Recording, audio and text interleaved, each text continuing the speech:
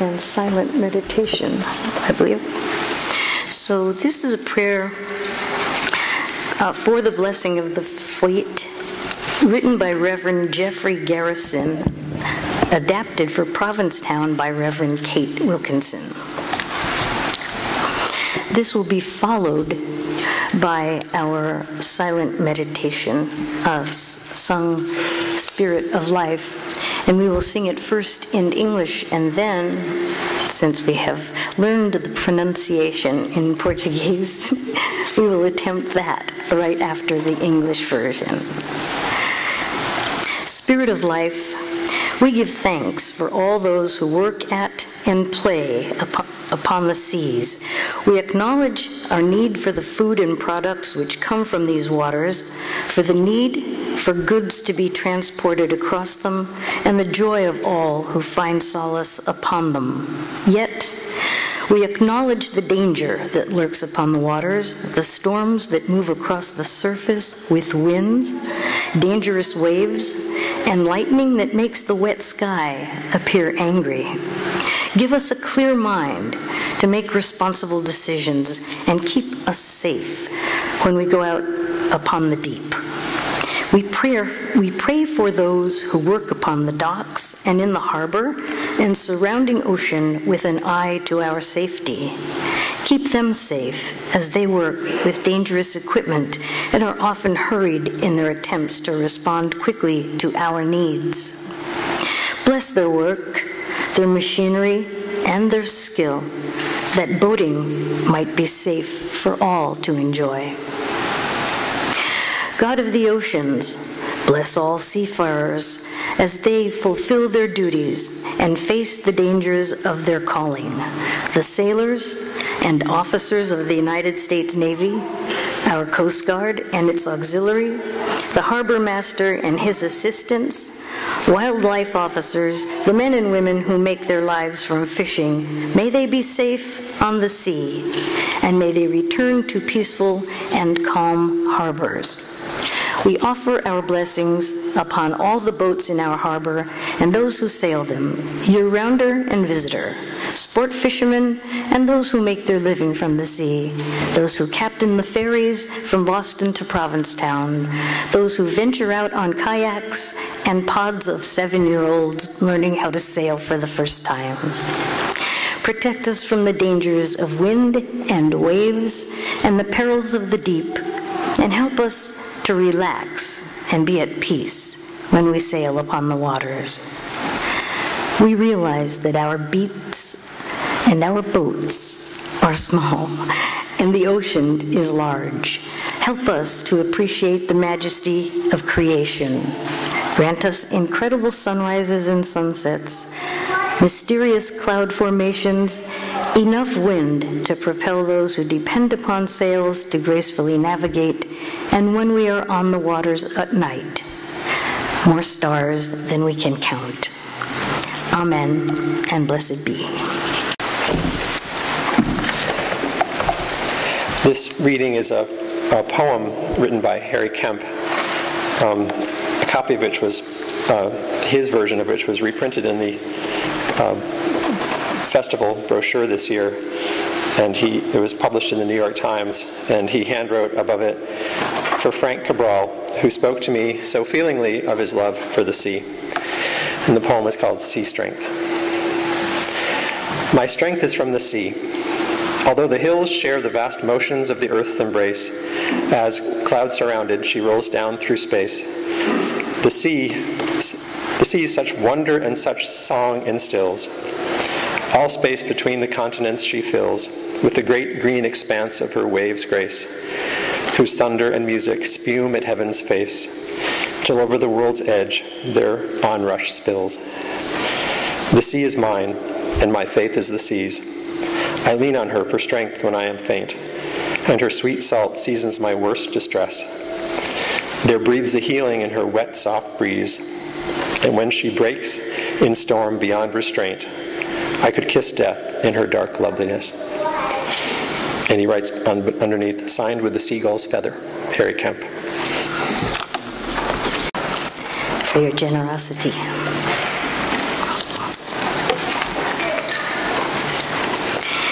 Today's sermon, if you will, is basically the history of the blessing of the fleet in Provincetown, Massachusetts. And it comes from the first annual Provincetown Portuguese Festival booklet done in 1997 for the celebration of the 50th annual blessing of the fleet. This was written by Betty Costa at the time in 1997, and it is annotated by myself and my family to bring it up to date in just a couple of places. So here we go. It has been said that there are no atheists in the foxholes. Perhaps the same could be said of fishermen, alone or with a small crew in the middle of the ocean. With no land in sight, a sudden squall, a leak or fire, or the loss of radio contact can result in a feeling of utter helplessness.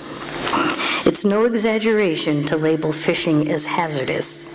This, then, was ample reason for the early fishermen to invoke the blessing of God upon their endeavors. With origins in Portugal, the solemn rite is often coupled with a celebration of the Portuguese heritage. The blessing of the fleet is a time of celebration and reflection. The festivities are not always the same. Each locality is apt to have a different agenda. In Viana do Castelo, in the Portuguese province of Minho, the blessing is preceded by a 3-day festival. There are daily parades, each with a different theme. The first day showcases artisans and their wares and is whimsical in nature. A biblical theme is the motif for the second day. And on the third, the history of relations between Spain and Portugal is spotlighted. On each of 3 evenings, there are impressive displays of fireworks. At midnight, on the third day, the road from the church to the pier is closed to traffic.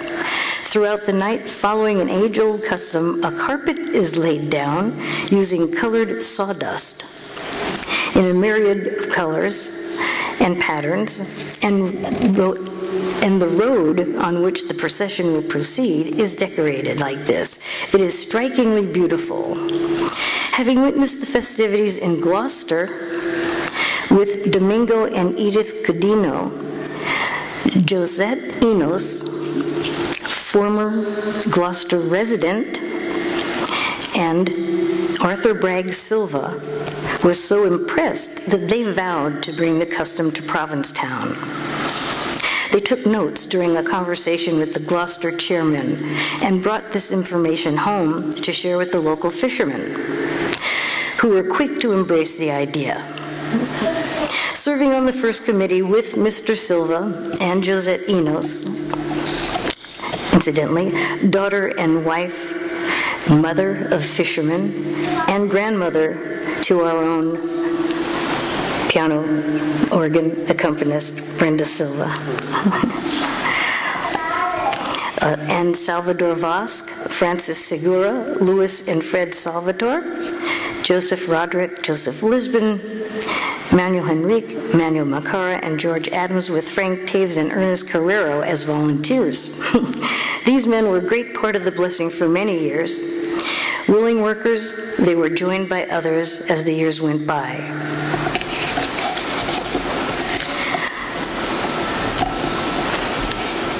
Anyone who had been involved in the planning for this annual event will attest to the large amount of work that goes into it. Through the years, volunteers have worked tirelessly to collect ads, contact marching bands, arrange children's games, and plan the different events that have been part of the festivities. Different highlights such as arts and crafts fairs, windsurfing regattas, softball games, net mending and wire splicing contests, senior dances, and fishermen's quahog parties are but a few of these. For many years, the statue of St. Peter has been lovingly decorated by Florence Menengas, now passed, whose late husband, Tony, was one of the men who carried the statue in the procession. Although in some countries, St. Anthony is honored, in Provincetown, the fishermen revere the patron saint of the local church, who was also a fisherman. So the blessing takes place on the last Sunday in June, the feast day of St. Peter, patron saint of these fishermen. On the day of the blessing, the men of the fleet marched to the church, sometimes carrying banners with the names of their boats. The Mass was celebrated by the bishop, with fishermen acting as lectors, reading from the scriptures and also as altar servers. Often priests who had been at St. Peter's returned and took part in the celebration. At the conclusion of the Mass, there was a procession to the pier for the blessing ceremony. The wives and families spent days planning and preparing food for the parties that followed the blessing. The boats had been cleaned, painted, and decorated with flags and banners and were a colorful sight as they anchored off Long Point. There have been many somber moments as the years have gone by. Giants of the industry and beloved priests are no longer with us. 3 vessels, the Patricia Marie, the Captain Bill, and the Victory II, sank with the loss of all crew members.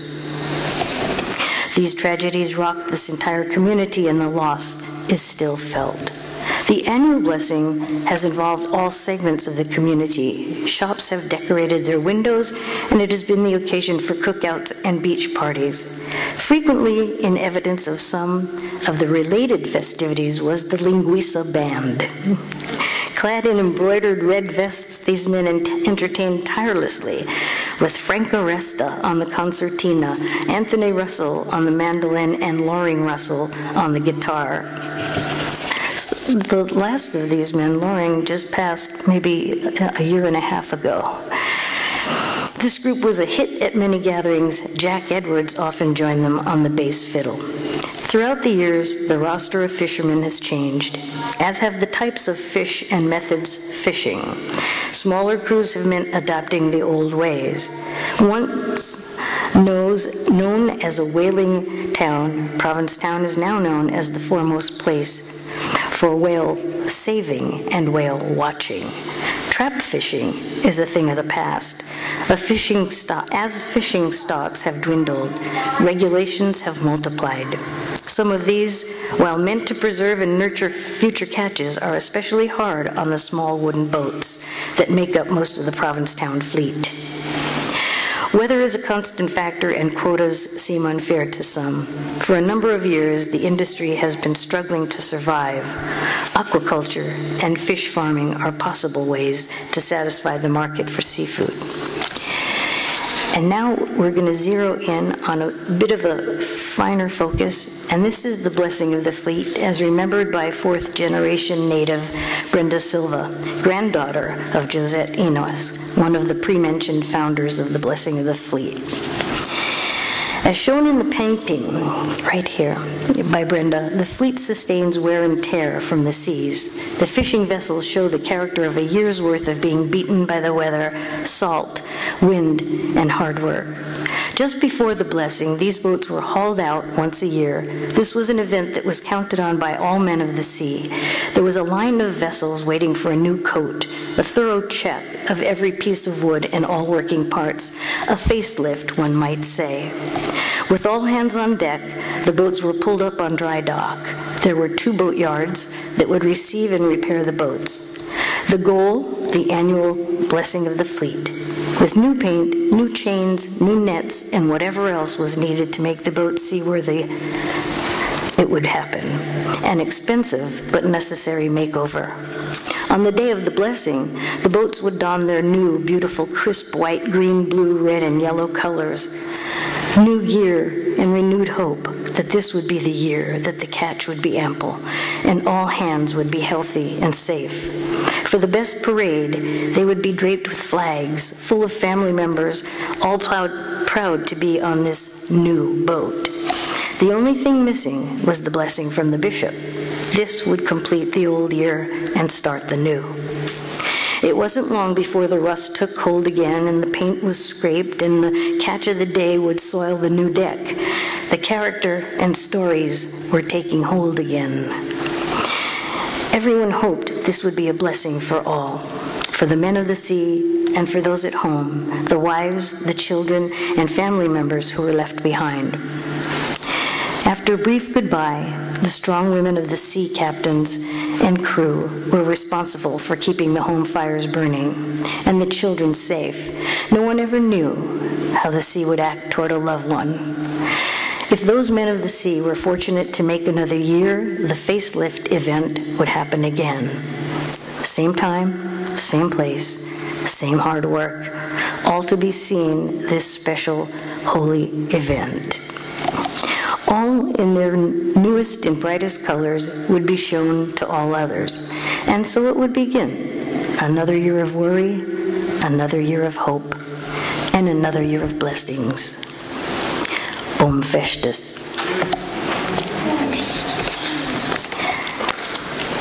As you cared to, when we finish, you can come by and see the boats. The fishing boats of the fleet are not luxurious yachts by any means.